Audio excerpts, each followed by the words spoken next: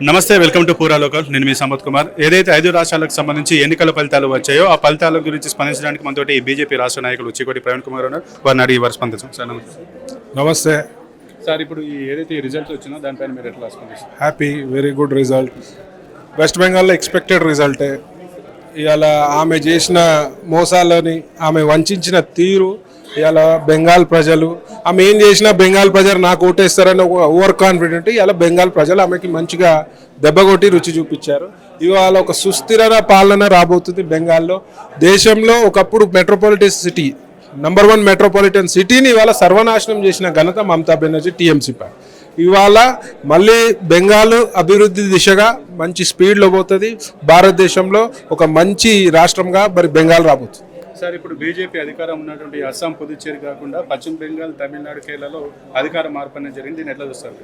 డెఫినెట్గా అధికార మార్పు. ఇవాళ నేనైతే ఫస్ట్ యాజ్ ఎ హిందూగా తమిళనాడు కానీ బెంగాల్ కానీ హిందువులపై విపరీతమైన దాడులు, గుళ్ళపై విపరీతమైన దాడులు, హిందువులని హింస పెట్టినారు.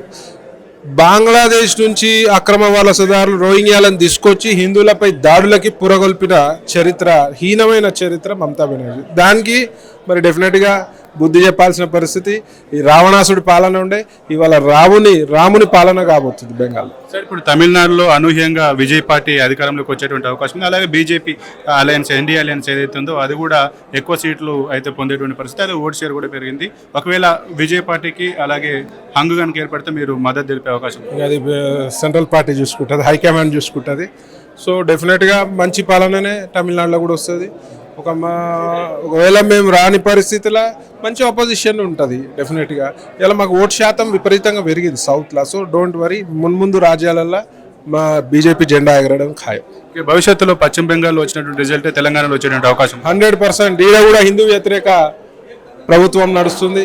ఈడ కూడా ప్రజలను వంచే ప్రభుత్వం, ఈడ కూడా హింస పెట్టే ప్రభుత్వం. కాబట్టి డెఫినెట్గా మార్పు కోరుకుంటారు, బీజేపీని నమ్ముతారు. మోదీ గారి నాయకత్వంలో బీజేపీ మొత్తం అన్ని రాష్ట్రాలు కూడా కాషాయమయం కాబోతుంది. ఇక ఈ మే 10న జనాగ్రహ సభ ఉంది కదా, ప్రధాని మోడీ వస్తున్నారు, దాన్ని ఎట్లా చూస్తారు? ఆయన వచ్చిన తర్వాత ప్రభావం ఏ రకంగా ఉండబోతుంది? చాలా ప్రభావం ఉండబోతుంది. ప్రధాని గారు 3వ ఎన్నికైన తర్వాత ఇక్కడికి తెలంగాణకి రాలేదు కాబట్టి ఇవాళ చాలా మంచి సభ కాబోతుంది.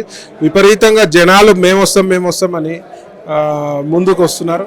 డెఫినెట్గా వారి ప్రభావం తెలంగాణపై డెఫినెట్గా ఉంటుంది. Thank you sir. రైట్, ఇక ఏదైతే ఈ 5 రాష్ట్రాల ఫలితాలను చూసిన తర్వాత బీజేపీ దేశవ్యాప్తంగా అధికారంలో తన యొక్క ప్రాబల్యాన్ని అయితే చూపిస్తుంది. అలాగే తెలంగాణలో కూడా పశ్చిమ బెంగాల్ తరహాలోనే రిజల్ట్స్ కూడా వస్తాయని చెప్పినటువంటి పరిస్థితి. కెమెరా సత్యతో సంపత్ కుమార్, హైదరాబాద్.